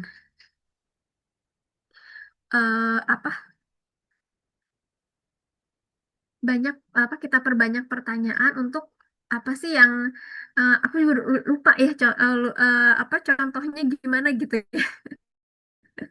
Kadang percakapannya soalnya agak panjang gitu yang pasti setelah diarahkan, oh iya jadi yang aku pingin tuh sebenarnya kayak gini dan untuk kayak gitu kayaknya aku mesti gini deh gitu.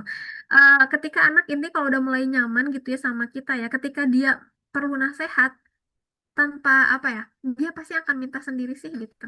Kayak misalnya nih ya, Teh Ana, misalnya Teh Ana curhat apa ya? Teh Ana curhat, terus aku bilang makanya Teh Ana gini-gini bla bla bla bla bla bla bla itu dikasih tahu sama sama kayak misalnya gini. Kadang-kadang belum perlu ya kadang-kadang belum perlu solusi dari orang lain tapi kalau Teh Ana curhat terus dan dia bilang gini aku mesti gimana ya Bu lebih masuk pas udah ngomong aku mesti gimana atau langsung dikasih tahu pas udah nanya ya pas Setelah udah nanya nanya ya. aku mesti gimana nah biasanya ketika itu udah mulai terbangun sama anak dan dia emang beneran clueless. Ya, aku mesti gimana ya, Bu? Itu tuh masuk banget gitu. Tapi gimana caranya itu biar masuk tadi? Divalidasi dulu, dinamain dulu emosinya. Boleh kita kasih acknowledgement. Kita tanya dulu nih, ngumpulin informasi dulu sebanyak-banyaknya. Dari apa? Dari hal-hal yang dia sampaikan gitu kan. Gitu. Oke, kadang-kadang sering sih aku kayak yang anak nggak mau udahan aja sekolahnya. Tapi endingnya tuh ternyata mau ada apa? Ada penampilan, terus dia belum siap gitu. Kan pasti solusinya tuh kamu tuh ya zaman dulu tuh sekolah tuh susah kayak gitu bayarnya udah mahal itu kan nggak nyambung gitu ya. Padahal dia tuh mau tampil tapi eh, apa kurang persiapan gitu, pengen dibantu untuk persiapannya biar maksimal gitu. Oke. Oh, ya udah ya. Ini nanti teman-teman bisa baca. Ini role play mungkin nggak cukup waktunya ya. Kita skip dulu. Nah, ini kita perlu menyadari bajakan diri kita. Jadi, nah ini yang ngerebut panggung anak ya, anak yang pengen curhat malah kita yang nyeritain kejayaan masa lalu kita dulu ibu melalui ini hingga akhirnya begini-gini kayak gitu ya. Dan bajakan seterusnya. Oke. Iya, dia butuh ruang aman untuk didengarkan dan dipahami. Dan dari situlah apa ya? eh dari situlah ketika dia udah ngerasa aman, nyaman, dia akan datang kok ke kita saat dia perlu gitu. Maksudnya dia dia ngerasa aman kapanpun dia butuh bahwa ibu tuh selalu ada buat kita gitu. Karena ibu tuh nggak menghakimi, ibu tuh nyaman aja gitu kan. Kita ke temen juga kayak gitu ya, kenapa kita lebih akrab kita ke temen misalnya daripada ke saudara, karena temen nggak akan aneh-aneh. Nah tadi yang nanya nih kan, gimana caranya biar sabar gitu ya, kayak si bapak yang tadi gitu. Oke, yang pertama ini hadir penuh. Kenapa hadir penuh? Karena gini teman-teman, ketika kita nggak hadir nggak hadir penuh, di sini kita perlu mulai menyadari bajakan diri kita yang lain gitu ya. Ini tuh respon emosi kita tuh sebenarnya lagi ke anak kita, itu sebenarnya tuh em, responnya dari mana ya? Ini datangnya dari mana ya? Apakah dari luka masa lalu kita? Atau ada apa gitu? Atau yang lain gitu? Karena tadi yang aku bilang, kita memberikan sesuatu yang kita nggak pernah dapetin dulu, itu pedih gitu. Itu tuh perih. Sehingga ketika, apakah dengan anak yang menentang jadi teraktivasi kembali luka kita, yang luka lama kita, yang aku tuh dulu juga nggak ada yang dengerin aku gitu. Aku tuh dulu berusahanya nurut-nurut aja. Kenapa sih kamu nggak bisa kayak aku dulu? Kamu tuh udah lebih nyaman banget gitu, malah jadi ngebandingin gitu sama diri kita yang luka, tuh ngebandingin gitu. Kamu tuh udah nyaman banget loh sekarang. Ibu tuh udah begini begitu. Ibu tuh dulu mana pernah dapet itu dari ibu aku kayak gitu. Coba. Nah, sehingga ketika kita sadarin ini adalah bajakan tadi, yang tadi Mbak siapa yang bilang ya, kita lari dulu deh, nenangin diri kita dulu, gitu ya. Kita tenangin diri dulu. Gitu. Sehingga di sini gimana ya caranya kita mindful supaya kita ngeh, oh ini aku lagi terbajak nih sama emosi aku, jadi aku mau kabur dari anak, daripada terus-terusan adu omong nggak beres-beres gitu ya. Aku mau time out dulu deh buat diri aku. Tuh. Eh, kita bisa pilih satu aktivitas yang kita udah biasa autopilot, itu kita mindfulkan kembali. Misal kita udah biasa makan, tapi kita nyengajain satu suapan makan ini, ada satu suapan yang mindful, kita rasain masuk ke mulut kita kunyah pelan-pelan, kita telan pelan-pelan gitu. Atau kita udah biasa sikat gigi pakai tangan kanan, sekarang sikat gigi pakai tangan kiri. Itu bisa. Jadi satu aktivitas yang udah autopilot sekarang kita sengaja gitu ya. Atau apa nih yang udah sengaja nih? Biasanya minum langsung gelap gini ya.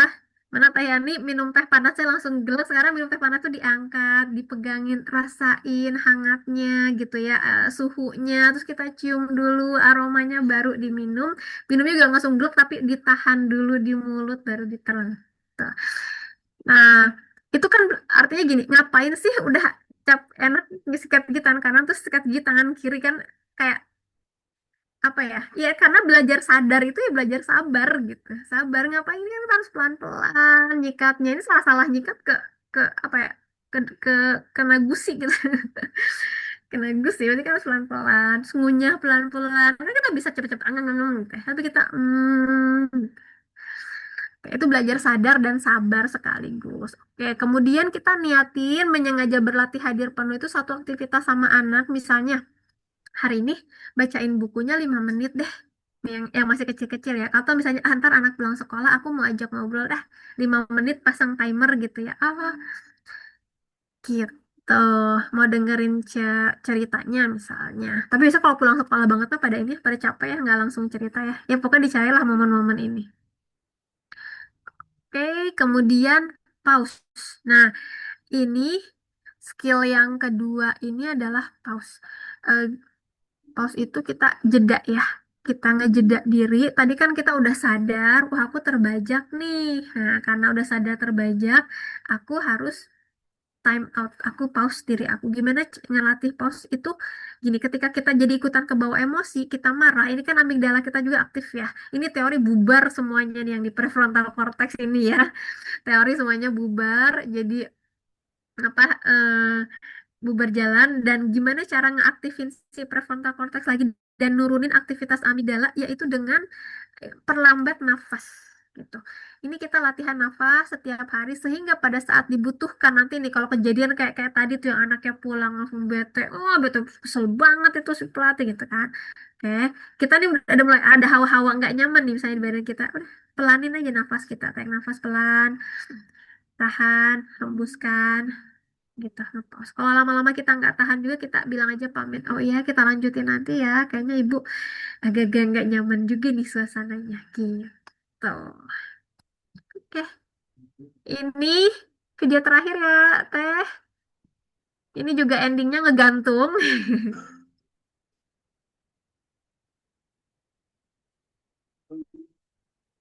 Ini dilihat video-video yang lain bagus-bagus.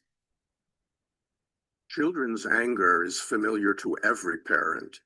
In the following scene, a mother calmly accepts her son's anger and helps him build his emotional intelligence by teaching him how to label and express the anger appropriately. Mom, I have something to eat. I don't know what you were doing when you refused to come to the table. We all sat down and had dinner together and you missed it. Well, I was an important point in my video. Well, you missed it, baby. I'm hungry now, but I wasn't hungry before. You can make yourself a sandwich. Go ahead. Mom won't rescue her son from the decision he made to skip dinner.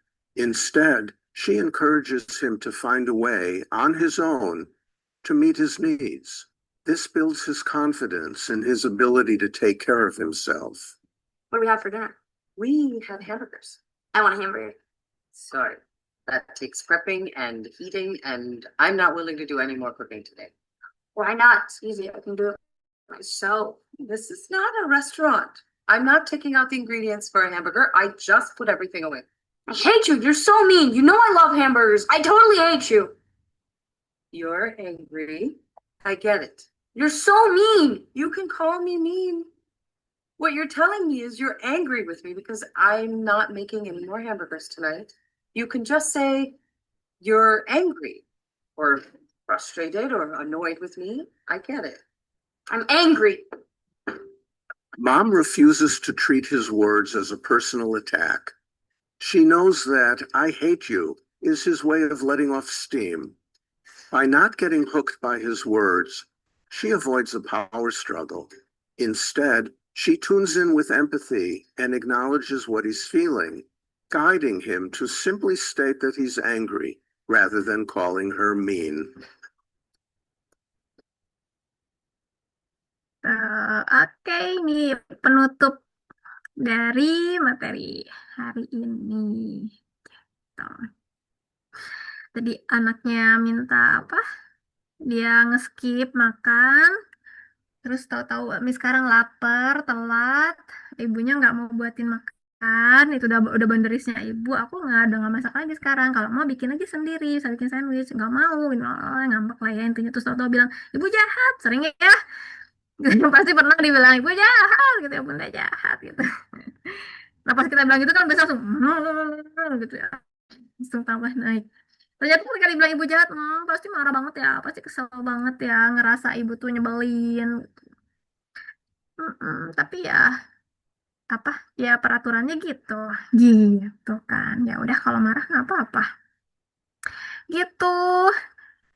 TTT sekalian yang bisa apa ya dibagikan kisah-kisah, mudah-mudahan kita bisa belajar bareng. Aku pun juga masih belajar, suka ada salahnya. Kadang juga suka udah keceplosan ngejawab, kadang-kadang kayak kemarin keceplosan ngejawab yang apa? Aduh, bosen ya Bu, makan.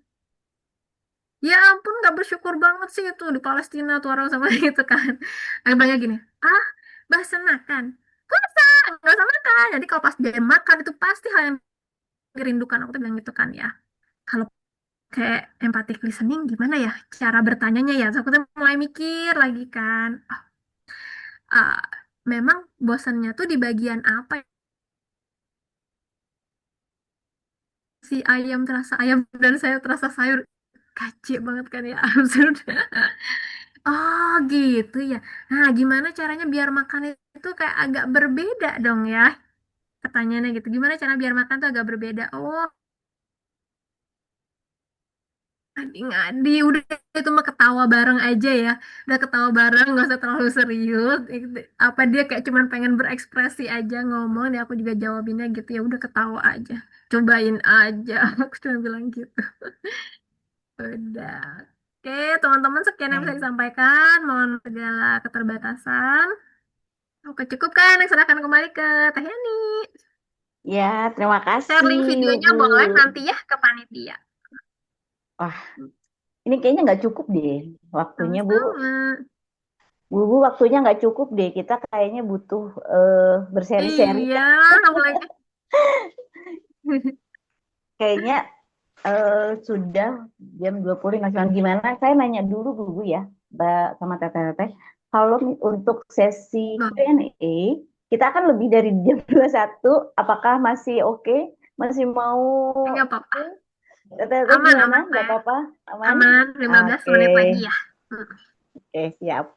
Nah, kita akan masuk ke sesi Q&A. Nah, tadi saya udah lihat sih ada beberapa yang sudah ada di sini ya, Bu ya.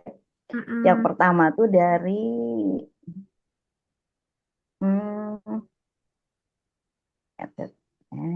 Teh Kiki ya. Tadi lihat pertama tuh. Kalau ada yang mau resen boleh juga ya yang langsung bertanya. Banyak banget nih chatnya Bu, saya juga sampai keder nih lihat pertanyaannya banyak banget ini. Oke. Nah, ini Teh Mbak Ainunnya ada raise hand. Oh ya, yang paling oke, boleh deh dari yang terakhir. Kayak aku resen, boleh mangga Teh Ainun? Silakan. Makasih Teh waktunya. Ingin nanya ke Mbak Wiwi ya, ke Teh Wiwi. Mau nanya apa sih? Sebagai ini Mbak Wiwi kan anaknya 5 ya Mbak ya. Nah, jadi pastinya lebih berpengalaman banget ya. Nah, jadi yang mau saya tanyain tuh gimana caranya kalau misalkan kita ingin mempraktekkan empathic listening gitu ya Teh. Kita dengerin keluh kesahnya anak atau kekesalan dia gitu ya. Tapi bentrok tuh sama kakak adik tuh bentrok gitu. Misalkan kayak kan ini tuh anak saya tuh kan jaraknya deket-deket ya Teh. Nah, misalkan adiknya tuh lagi kesal sama kakaknya. Terus saya tuh berusaha untuk empathic listening misalkan sama adiknya yang lagi kesal sama kakaknya ini. Kemudian saya coba untuk mendengarkan gitu ya. Sementara si kakaknya tuh ada di situ dan dia tahu saya tuh lagi dengerin adiknya gitu. Terus dia pasti ngedenger cerita adiknya yang seperti itu ke saya, dia pasti kesel kan. Ih bukan kayak gitu ibu tadi pasti kan bukan kayak gitu, bukan apa sih ceritanya bukan kayak gitu gitu gitu. Nah itu gimana caranya mensiasatinya supaya kita tetap bisa empathic listening walaupun kalau di situasi yang bentrok kayak gitu gitu Teh. Gitu. Jadi kayak misalkan si adik tuh curhat tentang kekesalan dia, tapi kesalnya tuh tentang kakaknya gitu. Yang sementara kakaknya ada gitu Teh. Nah kayak gitu. Saya sebenarnya punya 3 pertanyaan sih Teh. Itu yang pertama ya Teh. Yang keduanya kayak misalkan tadi banget kejadian banget nih kayaknya nyambung banget gitu sama tema yang sekarang gitu ya Teh. Jadi anak saya tuh ya alhamdulillahnya sih ya walaupun saya juga ada sedihnya tapi ada alhamdulillahnya juga gitu. Jadi anak saya tuh tadi maghrib tuh dia mungkin apa ya? Mungkin numpuk kali ya Teh. Jadi numpuk kayak dia punya kekesalan atau ngerasa tertekan atau gimana dia numpuk. Tapi pada akhirnya ya meledak juga gitu Teh. Tapi berhasil apa ya? Dia berhasil untuk mengeluarkan, mencurahkan semua unek-unek dia gitu. Walaupun sambil nangis-nangis, walaupun sambil guling-guling di kasur gitu ya Teh.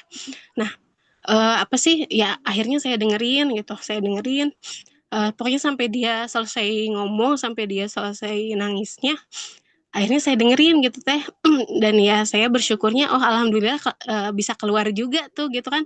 Takutnya justru khawatir tuh kan kalau dipendam terus-terusan ya Teh ya. Alhamdulillah bisa keluar juga gitu. Nah, saya mencoba untuk ya ngedengerin aja gitu. Pokoknya sampai dia beres ngomong dan saya kunci mulut saya gitu ya, jangan langsung ya nggak langsung nimpalin lah. Pokoknya saya diem, saya dengerin aja kayak gitu. Tapi saya nggak melakukan yang kata teteh itu yang ask itu, yang bertanya itu saya nggak gitu teh. Nah, cuman yang bertanya itu harus selalu ada atau ya cukup ngedengerin aja misalnya teh gitu. Tapi yang saya lihat setelah anak saya beres cerita, beres mencurahkan segala unek-uneknya, beberapa saat kemudian gitu ya teh, setelah maghrib atau pas isya tuh dia udah kayak baik, kayak kayak yang plong, kayak dia kayak ceria lagi, biasa lagi, dia main lagi sama kakaknya kayak gitu gitu teh. Kayak gitu. Terus kalau pertanyaan ketiga apa ya tadi saya tuh lupa. Oh ini, pertanyaan ketiga itu tadi kan kata teteh itu luangkan kehadiran ya teh ya, kehadiran untuk anak-anak. Kita luangkan waktu kita hadir penuh gitu untuk anak-anak. Nah, seperti itu. Nah, tipsnya nih dari teteh yang anaknya sudah 5 gitu ya, gimana caranya kita bisa hadir untuk masing-masing anak gitu teh, membagi waktunya. Kan kadang kalau kita selalu rame-rame segitu ya, selalu rame-rame ngumpul semua, kadang suka nggak efektif ya teh ya. Jadi kayak kita tuh kayaknya butuh waktu untuk berdua aja deh sama masing-masing anak gitu teh. Nah, tipsnya nih dari teteh gitu ya, yang teteh kan anaknya udah 5 gitu. Tips membagi waktunya supaya tetap bisa punya waktu yang berkualitas yang kayak cuman berdua aja tuh gimana gitu teh caranya? Ya itu aja teh, jadi 3 pertanyaan ya teh. Iya, Gitu iya. teh. Oke, bismillah. Nih coba jawab ya, Mbak Ainun ya. Kayak yang pertama itu, kalau misalnya ada dua saudara lagi berkonflik ya Teh ya, dan mereka kita tuh pengen menjembatani. Kalau aku biasanya di ini satu-satu dipanggil kita ke kamar. Sampai sekarang tuh anak-anak kalau misalnya mau aku perlu curhat sama ibu itu berdua di kamar, kamarnya harus dikunci gitu kan ya. Ya karena dia nggak mau orang lain dengar gitu kan. Dan kakaknya juga kalau dengar kan pasti enggak, bukan itu kejadiannya tadi tuh gini-gini. Jadi tuh memang harus satu-satu gitu, nggak di depan anaknya kayak gitu ya, nggak di depan orang yang anak kita lagi bermasalah sama dia gitu ya. Itu artinya satu-satu. Nah, nanti kalau udah satu-satu baru tuh kita kumpulin apa, kadang nggak langsung dikumpulin juga kok, intinya perlu didengerin dan divalidasi aja perasaan dia apa, dia pengennya gimana, kamu pengennya emang kakak kayak gimana, oh gitu, tapi yang kakak lakuin gini. Apa yang bisa ibu bantu, iya di sini biasanya aku nanyanya gitu, apa yang bisa ibu bantu, ibu kasih tahu lah kakak bilang gini gini, oh oke, ibu pengen denger juga cerita dari kakak ya kayak gimana. Tuh. Kalau misalnya nanti ada yang kita bisa ngarang-ngarang sendirilah, anak yang kadang ada yang ngarang-ngarang. Maksudnya kalau nggak fatal-fatal banget mah, intinya kita apa ya, kita bantu reframing juga tuh saudaranya gitu. Yang penting Teteh perlu ingat, aku tuh pernah down banget anak waktu berantemnya itu luar biasa gitu. Yang aku pegang adalah berantemnya anak-anak itu beda sama berantemnya orang dewasa. Yang mana kalau berantem orang dewasa tuh kita kayak orang gede ya, kalau udah benci sama orang tuh kayak udah amit-amit nggak mau ketemu gitu. Tapi kalau anak-anak tuh enggak kok gitu. Mereka tuh berkonflik itu untuk apa ya? Untuk belajar gitu. Mereka tuh berkonflik untuk belajar gitu. Kayak gitu yang pertama. Terus yang kedua itu, oh iya, nanya. Em, Nanya itu kan kita bisa nanya, oh apa misalnya nangis guling-guling, nanti next kita bisa tanya, eh apa ya, adik sedih banget ya ini sampai kayak gini ya, wah bisa dia tambah gitu ya. Kadang anak tuh ketika kita validasi nangisnya tambah kencang, itu kenapa? Karena dalam hati mereka tuh kalau mereka bisa ngomong, mereka ngomong gini, iya banget, oh, gitu. Ya jadi tambah kencang tuh bukannya kita salah, tapi itu banget yang aku rasain gitu ya, gitu ya, kesel banget ya gitu, ini keselnya banyak ya gitu ya. Kalau masih mau nangis nggak apa-apa, ibu temenin di sini, kalau perlu ada yang bisa ibu bantu atau ibu di sini nggak apa-apa. Apalagi ya, kayak banyak sih kata-kata apa, pertanyaan-pertanyaan yang bisa kita ajukan gitu. Oh masih mau nangis ya, ya ditemani. Terus pas misalnya dia udah cerita lagi, ibu seneng banget lihat kamu udah ceria lagi, tadi nangisnya sedih kenapa ya, kalau ibu boleh tahu. Tapi kalau belum siap cerita juga enggak apa-apa. Ibu senang kamu udah berhasil. Ini kita acknowledge ya. Ibu senang kamu udah berusaha, udah mengekspresikannya dengan baik. Misalkan dia nggak nyakitin diri sendiri, nggak nyakitin orang lain gitu, itu kita apresiasi ya. Eh, Kamu udah mengekspresikan, terus kamu terlihat senang, ibu juga ikut senang gitu, rasanya bahagia gitu. Kalau ada yang bisa ibu bantu, boleh kasih tahu kita. Kemudian hadir penuhnya gimana? Jadi yang namanya hadir penuh itu bukan berarti 24 jam kita kayak standby mindful bersama mereka enggak sih Teh? Tapi ada waktu-waktu tertentu gitu ya. Kan kita juga harus ngerjain kerjaan yang lain ya. Jangan sampai kita jadi ibu kayak ngerasa bersalah karena ini rasanya nggak maksimal deh. Percayalah 1-2 menit yang kita luangkan itu tuh juga berarti kok buat mereka. Nah kalau aku tuh suka nyiasatinnya, kadang pergi berdua sama anak itu pas di hari ulang tahun mereka gitu. Jadi momen spesialnya tuh udah bukan kayak ini sehari berapa kali atau sebulan berapa kali, itu benar kayak setahun sekali yang kita nge-spesialin pergi berdua aja gitu. Itu kemudian kalau di hari-hari kadang kalau anaknya lagi urgent banget tuh yang aku mau cerita sama ibu jangan ada yang masuk kayak gitu kan, langsung di kamar berdua kayak kayak gitu. Atau kalau misalnya lagi cerita ibu-ibu tadi aku di sekolah bla bla bla, ibu sambil masak nggak apa-apa, aku tanya dulu. Oh iya nggak apa-apa bu misalnya. Oh oke. Ya ibu siap mendengarkan kayak gitu.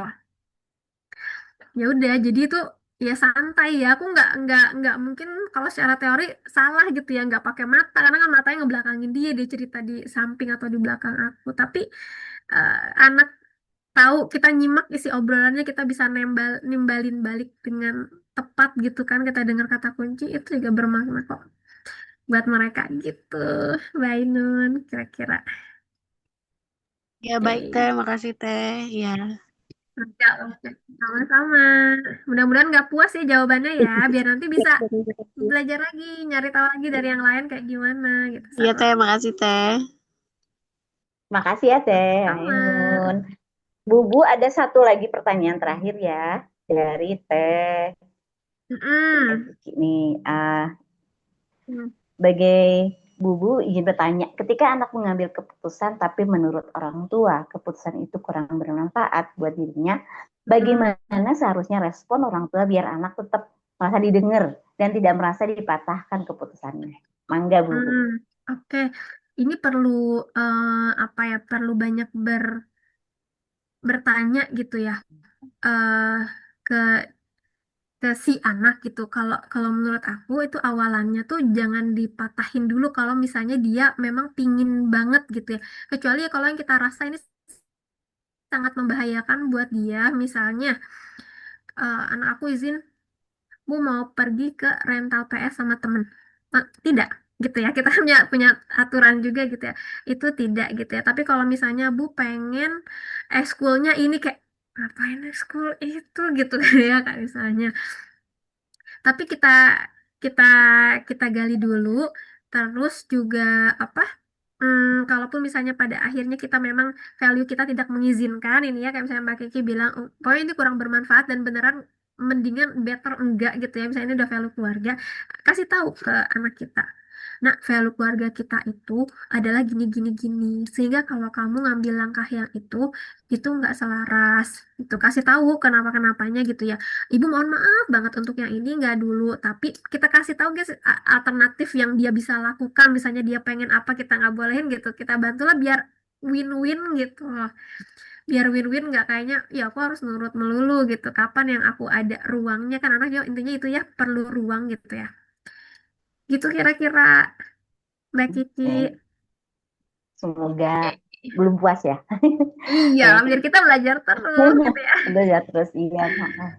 Bubu ada waktunya untuk belajar, ada waktunya juga untuk closing statement. Nah, boleh apa sih yang mau di-share nih terakhir nih dari Bubu buat kita hari ini? Kirain tadi saya nih mau bilang ada waktunya belajar, ada waktunya praktek gitu ya. Nih kan ini biar menggantung Bubu, biar pada penasaran. Nah, kita nanti bisa aja buka sesi kedua ya. Next gitu.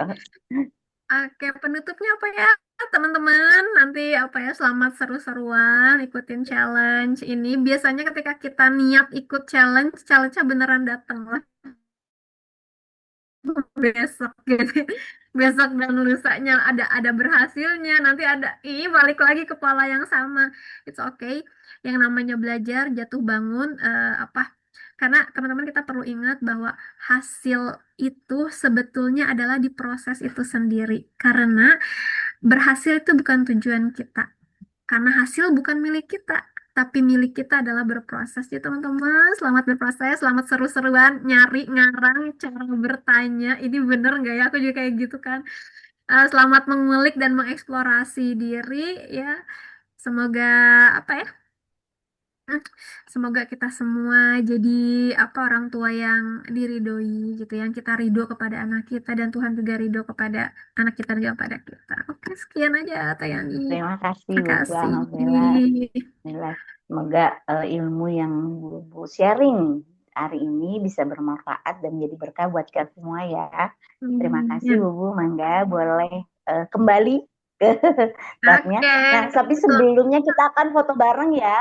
Sebelumnya kita akan foto bareng Bu. Harus foto bareng. Oke, siap-siap Teh, siapkan poster cantiknya. Ya, boleh Teh Ane kasih aba-aba ya. Masih ada yang mau nyalakan kamera? Boleh, siapa yang belum nyalain kameranya? Kita foto bersama. Ya. Gayanya mau gimana nih, Tayan? Gayanya boleh apa ya? Boleh bebas deh. Boleh. Nah, sekarang gini deh. Boleh.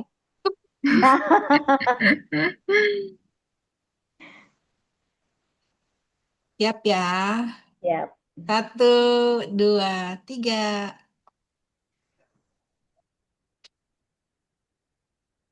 Oke, halaman kedua. 1, 2, 3. Oke. Udah gitu aja Tayan, masih ada mau yang gaya-gaya yang baru. Kalau anak ABG fotonya begini, mukanya ditutup. Oh iya, pada nggak mau ya, pada mau tapi foto gitu. Iya ya, harus banyak-banyak tarik nafas yang, ibu jangan foto aku yang. Iya. Baiklah, gitu. Iya, betul. Ibunya pengen momennya itu semua, tapi anaknya nggak mau. Iya, terus dalam hati gini, nanti kalau nyari dokumentasi dia waktu kecil nggak ada, rasakan gitu kan. Betul. Oke. Terima kasih sekali lagi buat Bu Kulansari atas waktunya, ilmunya, sharingnya. Semoga menjadi berkah buat kita semuanya dan manfaat. Bahkan bila ada pertanyaan yang belum terjawab nih, mungkin kita akan ada next season kedua ya, atau episode nantinya sama Bu. Oke. Ya Allah, makasih semuanya. Pamit dulu ya, selamat seru-seruan. Selamat istirahat. Jangan lupa diisi presensinya, teman-teman, teteh-teteh semua, dengan foto bersama. Kita sudah pada sesi yang terakhir. Terima kasih atas partisipasi aktifnya malam ini. Seru banget, nagih banget ilmunya. Semoga nanti kita akan bikin lagi ya di osmosis berikutnya. Saya sebagai host malam ini minta maaf apabila tadi terjadi yang ada kesalahan teknis ya karena hujan. Mohon maaf sekali lagi. Terima kasih atas waktunya. Saya mewakili panitia mengucapkan terima kasih dan sampai jumpa di acara osmosis berikutnya. Wassalamualaikum. Kita tutup dengan doa Asrul Majlis. Alhamdulillahirrahmanirrahim. Subhanaka Allahumma wa bihamdika asyhadu an la ilaha illa anta astaghfiruka wa atubu ilaik. Wassalamualaikum warahmatullahi wabarakatuh. Sampai jumpa di osmosis selanjutnya. Terima kasih semua.